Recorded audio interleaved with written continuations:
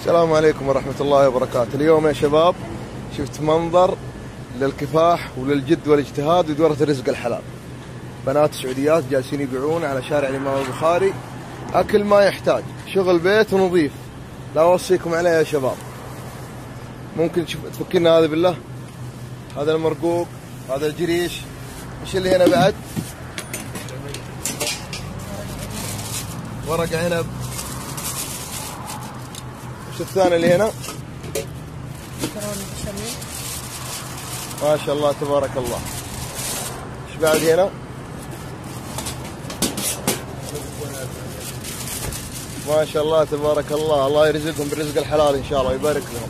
وش رايك صراحه انت بالاكل اللي شفته عندهم؟ والله يعجبني وجذبني اني اشتري عشان الشغل بيت وبيدي يمينه. الله يوفقك ان شاء الله ويجزاك خير، وان شاء الله باذن الله لا اوصيكم كلكم عندها يا شباب.